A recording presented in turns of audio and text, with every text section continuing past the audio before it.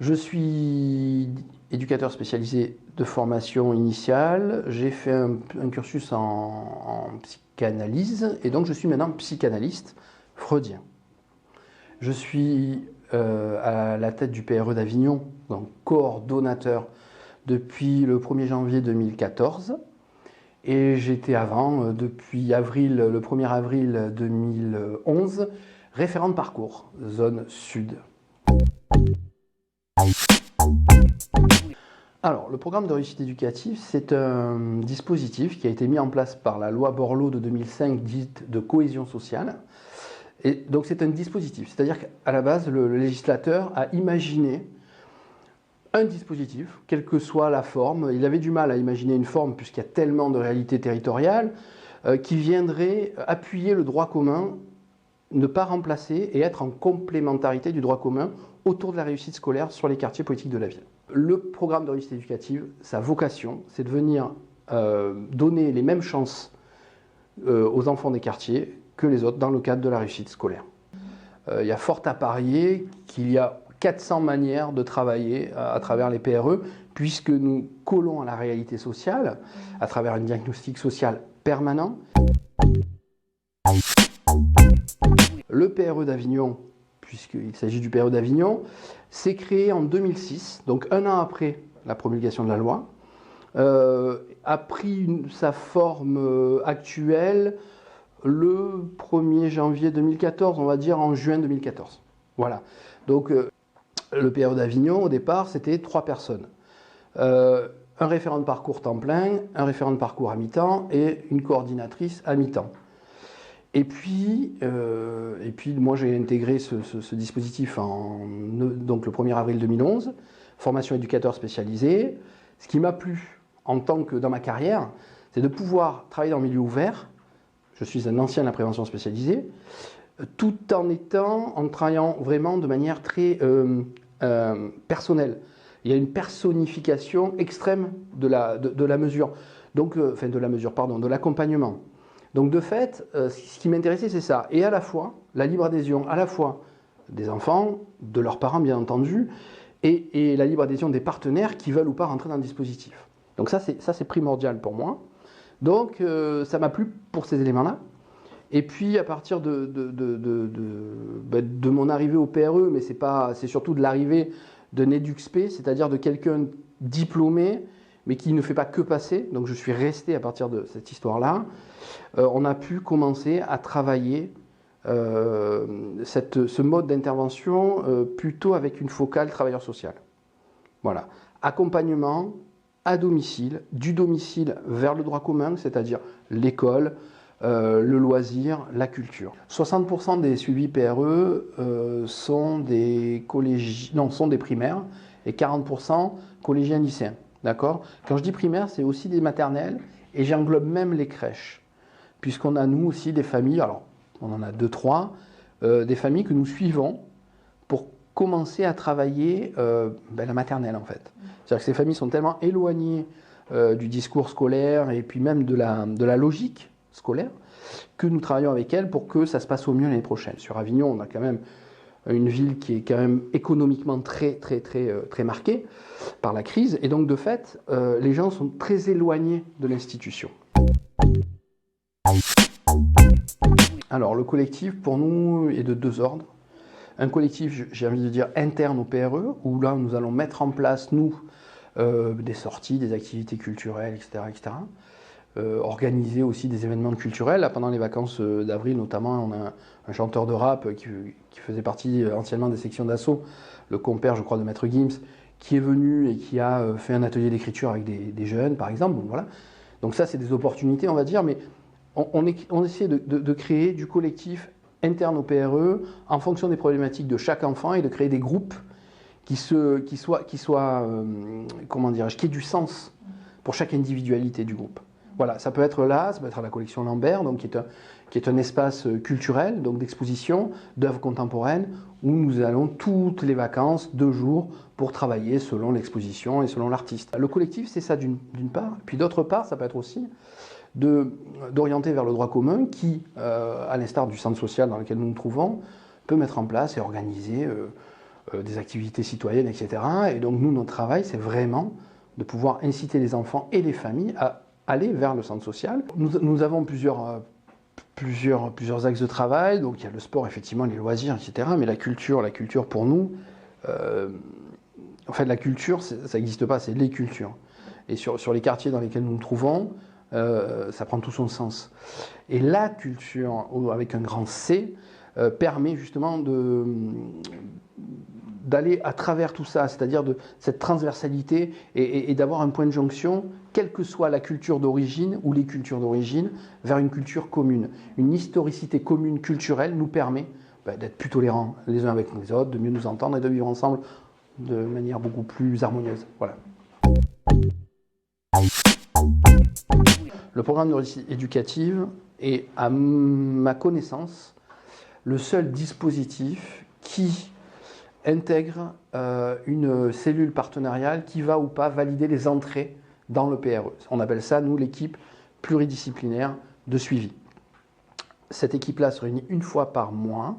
Y siègent tous les acteurs opérationnels de nos partenaires et donc vont valider ou pas les entrées. C'est-à-dire que les référents de parcours vont proposer des entrées dans le dispositif et les partenaires qui sont autour de la table vont étudier, donc dossier par dossier, chaque entrée.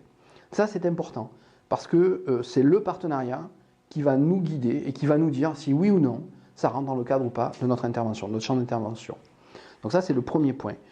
Donc en amont de cette équipe pluridisciplinaire de suivi, ou EPS, les anciens se rappelleront les années collège, donc nous allons rencontrer la famille. Donc nous avons un partenaire flécheur qui va nous orienter l'enfant, qui a en amont parlé à la famille, mais qui, à travers son discours, va provoquer une image du PRE auprès de la famille. Donc la rencontre avec le référent de parcours est obligatoire pour pouvoir à la fois identifier les besoins de la famille, mais aussi présenter le PRE, tel que nous le vivons nous. Donc, et à partir de là, si la famille est d'accord, libre adhésion, nous allons présenter le dossier en EPS. Et après l'EPS, donc, le référent de parcours va appeler la famille pour dire si oui ou non, donc le dossier, enfin, l'enfant sera suivi par le PRE, l'enfant ou les enfants d'ailleurs. Donc, à savoir que si nous disons non, nous proposons toujours une autre solution. C'est-à-dire que certains dossiers sortent de nos compétences. Donc à partir de là, et c'est le professionnalisme, nous identifions que effectivement les EDS sont plus à même, l'aide sociale à l'enfance, de travailler avec cette famille-là parce que les problématiques sortent de notre cadre d'intervention. Et du coup, nous allons orienter ou préconiser une orientation là-bas. Et si la famille est d'accord, nous allons même, favoriser cette orientation. Donc ça, c'est le premier point. Une fois que la famille est donc informée effectivement que l'enfant sera suivi par le PRE, nous prenons rendez-vous à domicile. Donc ça, c'est une première phase qui, pour moi, va durer à peu près 6 mois. C'est-à-dire que les objectifs de départ vont être affinés par le référent de parcours, en visite à domicile, en rencontrant la famille, en rencontrant le père, la mère, la fratrie, etc., etc. Et à travers, effectivement, ce qui peut être une orientation parce que à l'école, ça ne va pas, eh bien, on va être amené peut-être à travailler sur la santé, amené à travailler sur le logement, ou à orienter vers ceux qui travaillent sur le logement, parce que notre travail à nous, c'est pas du tout d'être des spécialistes de tout, mais c'est vraiment d'accompagner la famille. J'ai envie de dire, on est des spécialistes de rien. Un parcours maximum chez nous, c'est 24 mois, ou 2 années scolaires. Voilà, c'est fixé, il faut peut-être aussi laisser de la place pour d'autres, etc. Mais si effectivement les objectifs du départ sont atteints, on va travailler à la fin du PRE. Dans des cas, j'ai envie de dire, dans les cas les cas de figure les plus légers, on va dire ça comme ça, ou les moins problématiques, les familles les moins fragiles, voilà, ça va durer 6-7 mois, une année scolaire, et puis effectivement la famille est autonome et va pouvoir après travailler elle-même sur son propre devenir. Ce qui est, la plupart des cas quand même, c'est beaucoup plus long. Donc, on va travailler avec cette famille-là, et notre travail à nous, c'est vraiment l'autonomie. C'est-à-dire que nous allons aller vers le droit commun, ça peut être effectivement la CPAM, la Poste, la banque, les machins, enfin, etc., etc. L'école, travailler l'école aussi. Et une fois que la famille va prendre ses marques, se retirer un petit peu de cet accompagnement-là pour voir si cette autonomie-là, c'est une autonomie qui est portée par la famille ou pas. Et si elle est portée par la famille, effectivement, après préparer l'arrêt du suivi. Il ne faut pas que ce soit une rupture, il faut que ce soit une fin, mais une fin attendue. Voilà. Et si possible, une fin, j'ai envie de dire, réussie. L'éducation nationale, sous plusieurs formes. Service social en faveur des élèves, donc les assistantes sociales de l'éducation nationale. On a des CPE, conseiller principal d'éducation, on peut avoir des profs principaux. On a les coordonnateurs des REP+. Chaque collège sur Avignon, alors pas tous les collèges, mais on a quand même 4 collèges REP+ sur Avignon, ce qui n'est pas rien. Ce qui peut vous laisser imaginer la configuration des catégories socio-professionnelles des parents. Donc, on a 4 REP+. Donc, les 4 coordonnateurs de ces réseaux-là siègent également. Donc, on a des profs des RASED, réseau d'aide aux élèves en difficulté. Donc, voilà, ça, c'est le contingent éducation nationale. On a aussi les EDES, c'est-à-dire la représentation sociale du conseil départemental. Le conseil départemental est chef de file de l'action sociale dans le département. Donc, on a donc des représentants des EDES. Nous avons aussi une orthophoniste qui est engagée auprès du PRE d'Avignon pour d'une part nous laisser des créneaux dans ce cabinet, parce qu'aujourd'hui, quand vous êtes un enfant en difficulté et qu'il faut une orthophoniste, mais il faut patienter jusqu'à 8 mois. 8 mois, c'est une année scolaire. Donc, quand vous êtes en CP, c'est dramatique. Donc, elle a fait l'effort, elle n'était pas obligée de le faire, de nous ouvrir donc une demi-journée par semaine son cabinet pour qu'on puisse nous faire des bilans, enfin pour orienter des enfants et des familles. Donc, qui siègent aussi. Nous avons les référents de parcours qui siègent, bien sûr. Mais en partenariat, voilà. Et on a aussi des personnes qui, de temps en temps, viennent voir comment nous fonctionnons en interne. Et ça, c'est important, notamment les centres sociaux et directeurs des centres sociaux.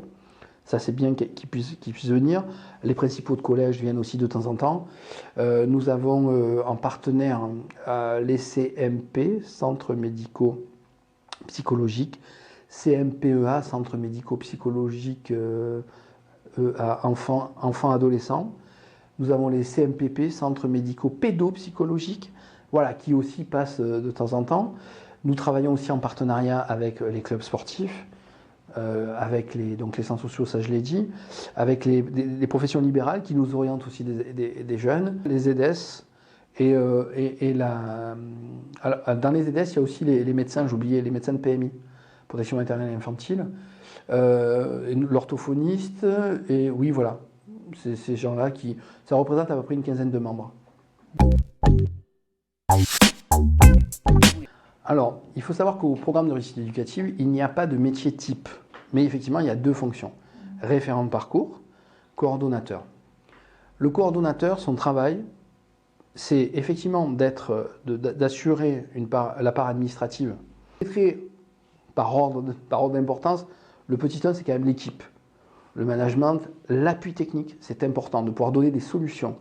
Et puis une forme de veille aussi, puisque nous, on a des référents de parcours qui peuvent finir à 20h, 20h30.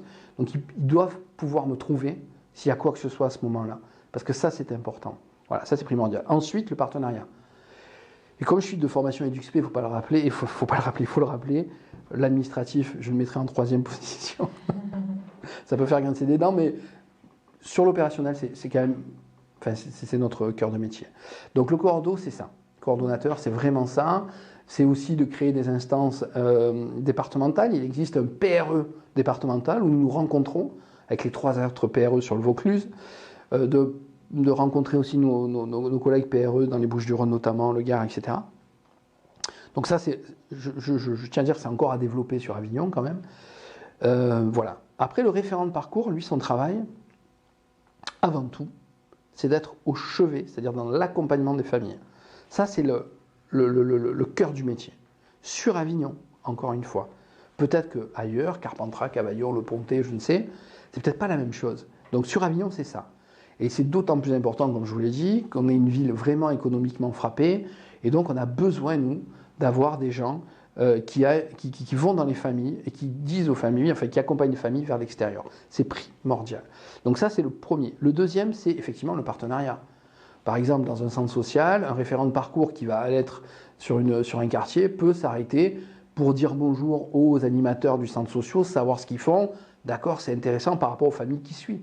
Ça, c'est, voilà. Et puis accessoirement l'hiver, boire un petit café chaud, c'est pas de refus merci. Donc tout ça c'est important. Et puis effectivement, j'ai envie de dire en 3 points également, troisième point, c'est travailler dans l'équipe, quoi. C'est-à-dire qu'aujourd'hui, chaque référent de parcours est une partie de l'équipe. Mais il est seul, je vous expliquerai après comment on est réparti, mais il est seul sur son territoire, dans sa famille. Mais il représente le PRE, il représente le CCAS d'Avignon, qui porte le PRE. Donc il a quand même une fonction institutionnelle.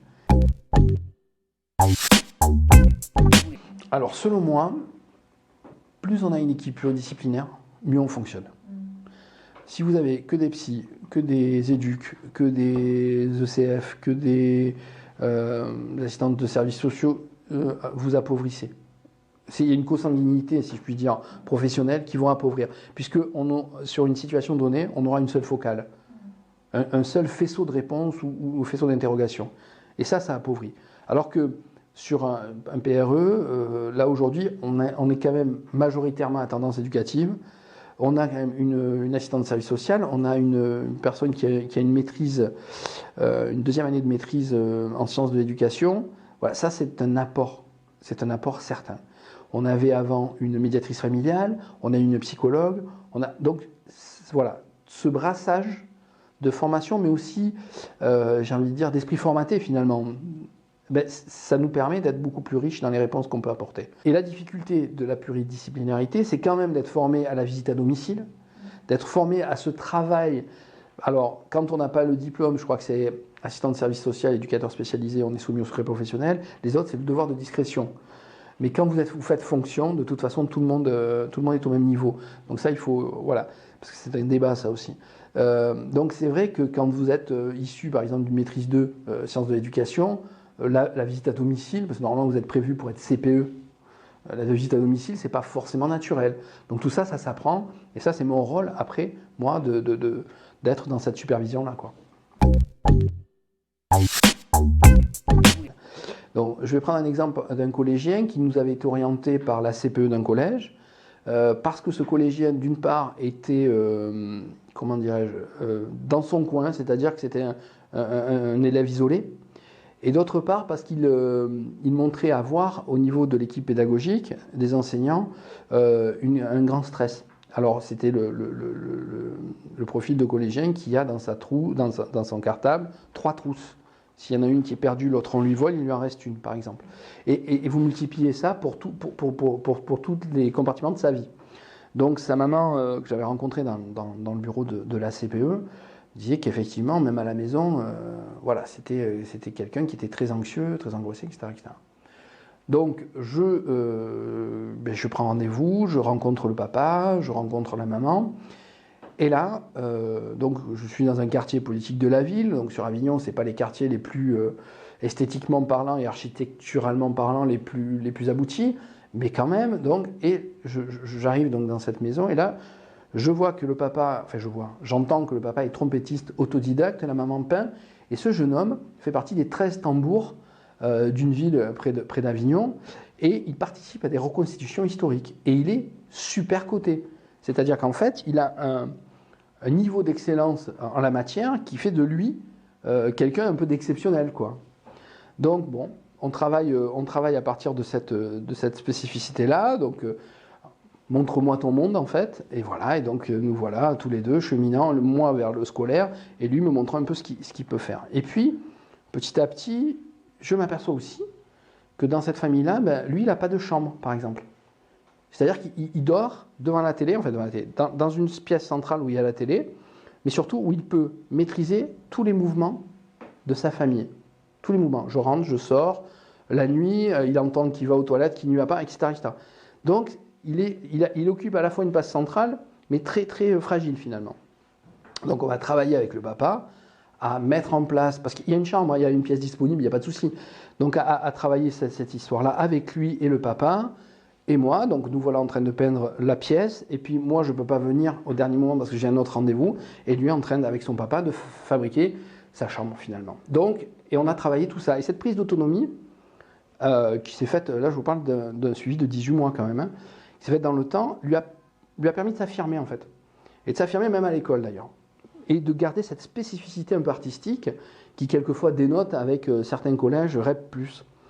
Et donc nous nous sommes retrouvés avec, à la fin du suivi en disant effectivement, lui me disant mais merci, c'est lui qui m'a dit écoute, je crois que tout va bien, merci. Donc, mais j'ai des nouvelles quand même. Et aujourd'hui, il est rentré dans l'armée et fait partie de la fanfare de l'armée. Donc voilà, il y a eu une remise de képi à Aigues-Mortes en décembre 2017, de mémoire, et il est à l'armée, et il est musicien. Voilà. Voilà, bon. Je suis très content, parce que ça s'est bien réussi, voilà, j'ai de nouvelles. Mais c'est vrai que, alors, j'ai aussi des enfants, j'en ai, sur tous ceux que j'ai suivis, il y en a un actuellement qui est berger, j'en ai un qui travaille dans un parc à huîtres sur les temps de Thau, il y en a un qui est sportif professionnel au Dragon de Perpignan. Enfin voilà, quoi. Il y a aussi enfin, il y a des enfants qui... Et ça nous, pour les travailleurs PRE que nous sommes, ça nous fait, nous, c'est un peu notre, j'ai envie de dire, pas notre kryptonite, mais l'inverse. Ouais. Ça nous donne de l'énergie, quoi. Ça nous donne de l'énergie parce qu'effectivement, on n'est pas tous, on n'est pas tous sportifs, pas tous musiciens, etc. Loin de là. Mais on a tous cette petite pépite d'excellence en nous. Et c'est ce que le PRE essaie de faire, quoi. On a notamment des programmes où on travaille sur les troisièmes. Où on a des troisièmes, nous, qui, au mois d'octobre, novembre, nous sont orientés par le collège en disant voilà, ils ne savent pas ce qu'ils veulent faire après, quoi. En même temps, c'est difficile de se projeter. Donc, on travaille sur un bilan de compétences, entre guillemets, par élève. Qu'est-ce que tu sais faire, quoi. Et même moi, je joue au jeu. Ah, mais qu'est-ce que tu fais dans les jeux? Et à travers ça, on arrive à trouver, nous, des orientations pérennes. Parce que ce qui est intéressant, c'est que ce jeune-là puisse avoir son diplôme, quoi. Parce que l'objectif, c'est quand même aussi la prévention du décrochage scolaire. C'est-à-dire la sortie de l'éducation nationale sans diplôme. Le premier point fort, c'est l'adaptabilité. C'est-à-dire qu'un référent de parcours PRE donc, est soumis aux 35 heures de la loi sur le travail, mais peut être amené à travailler en soirée, le matin très tôt, entre midi et 2. Donc nous nous adaptons aux besoins en termes de temps du public, du partenariat, puisque vous avez des instituteurs, notamment les réseaux d'aide aux enfants en difficulté, qui se réunissent qu'entre midi et 2. Donc voilà, il faut être prêt à être très souple dans son temps d'intervention. Et ça, c'est vraiment primordial. Et de fait, notre action est complémentaire à ce qui se fait au niveau institutionnel. Donc c'est pour cette raison que le PRE a sa place, encore une fois, je parle d'Avignon. Donc, et ça, c'est un point très, très, très, très fort parce que aujourd'hui, les visites à domicile des travailleurs sociaux, il y en a de moins en moins. Mais le PRE reste encore là.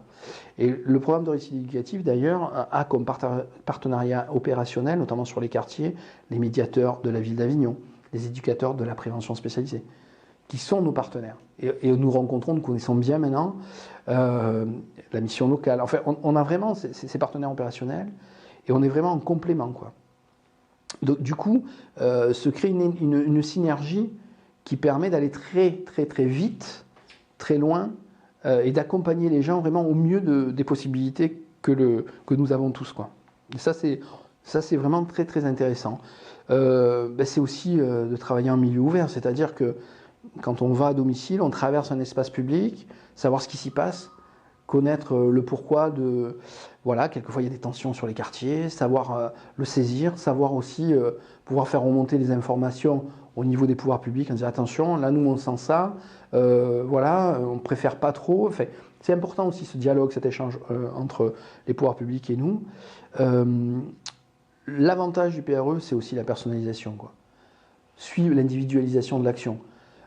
D'une part, c'est des économies au niveau des pouvoirs publics en termes d'argent, enfin en termes financiers, et d'autre part, c'est une efficacité plus forte, puisqu'on n'est pas dans du collectif. Aujourd'hui, effectivement, après toutes ces années d'existence, on est arrivé à une forme de savoir-faire. Voilà. Donc ce qui serait pas mal par rapport à ça, c'est de pouvoir réfléchir, et je ne sais pas quelle est l'instance, nous on y réfléchit déjà au niveau du Vaucluse, mais à avoir une formation peut-être, référent de parcours, ouverte à des gens qui ont un parcours professionnel intéressant, pas forcément un diplôme de travailleur social, vraiment. Le parcours c'est important aussi. la plus-value humaine, elle est importante en tant que professionnel. Et aussi, pourquoi pas, un diplôme de coordonnateur qui serait mis en place pour vraiment avoir ces outils. Et puis, les structures porteuses, souvent, j'ai envie de dire, font peut-être parfois sont peut-être maladroites par méconnaissance du dispositif. Donc, à partir de là, un coordonnateur formé peut dire, mais ça oui ou ça non. Et ça, c'est vraiment important, parce que ça évite de perdre du temps. Tout ça pour être plus efficace auprès des populations qui habitent quand même des quartiers de relégation sociale. Alors là, je vais employer quand même un terme paradoxal, mais pour institutionnaliser cette souplesse-là. Voilà. C'est-à-dire que la rendre officielle. Et donc, qu'il y ait une prise en charge et une prise en compte de cette souplesse-là dans les services de la part des structures porteuses. Ça, c'est important.